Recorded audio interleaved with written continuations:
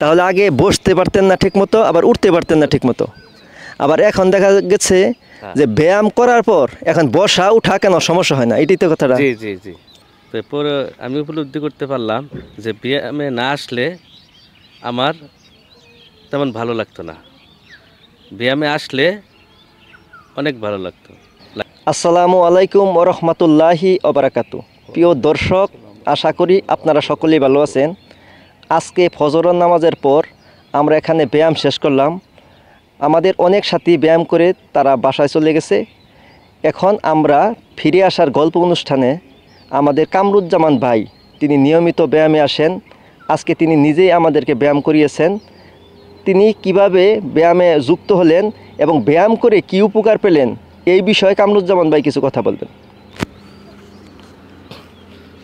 আসসালামু আলাইকুম রহমতুল্লাহি ওবরকাত। আসলেই আমার আশা হয়েছে এই ব্যায়ামে, ওই শৌকত ভাই নামের একজন, উনি নিয়মিত ব্যায়াম করতেন। তো মাঝে মধ্যে আসতাম, আবার মাঝে মধ্যে আসতাম না। তো পরে আমি উপলব্ধি করতে পারলাম যে ব্যায়ামে না আসলে আমার তেমন ভালো লাগতো না, ব্যায়ামে আসলে অনেক ভালো লাগে। তাই প্রতিদিন আমি এখন নিয়মিত ব্যায়ামে আসি।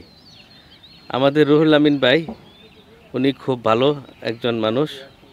উনি আমাদেরকে প্রথমত এই শুরু করেছেন, ব্যায়াম শিখিয়েছেন। তো যাই হোক, আমরা এখন অনেক শরীরের অনেক উপকৃত হয়েছি এই ব্যায়ামের মাধ্যমে। আমরা যারা করি না তারা অবশ্যই এই ব্যায়ামের মাধ্যমে শরীরটাকে সুস্থ রাখতে পারবেন। এবং এটা কিছু খাওয়া দাওয়ার ব্যাপার আছে, ভালো ভালো খাবার। আর ওই রুহুল আমিন ভাইয়ের অনেক প্রোডাক্ট করে এই ব্যায়ামের এই তে আপনারা যারা এই মুক্তাগাছা আসেন তারা অবশ্যই ওনার সাথে পরামর্শ নিতে পারেন শরীর সুস্থ রাখার জন্য। যাই হোক, আমরা আসলে অনেক উপকৃত। বিশেষ করে আমি আগে ব্যায়াম করতাম না, আমার শরীর অনেক সমস্যা থাকতো, বসলে দাঁড়াইতে পারতাম না, মানে এরকম ব্যথা করতো, অনেক সমস্যা হইতো।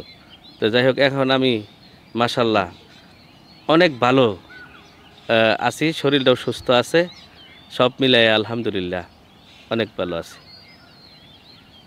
তাহলে আগে বসতে পারতেন না ঠিকমতো, আবার উঠতে পারতেন না ঠিকমতো, আবার এখন দেখা গেছে যে ব্যায়াম করার পর এখন বসা উঠা কেন সমস্যা হয় না, এটাই তো কথাটা। জি জি জি।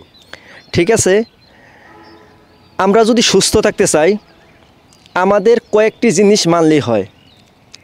স্বাস্থ্যকর খাদ্যাভ্যাস, আপনি কোন খাবার খাবেন আর কোন খাবার খাবেন না, এটা আমরা অনেক ভিডিওতে বলেছি, আপনারা এগুলো মানার চেষ্টা করবেন।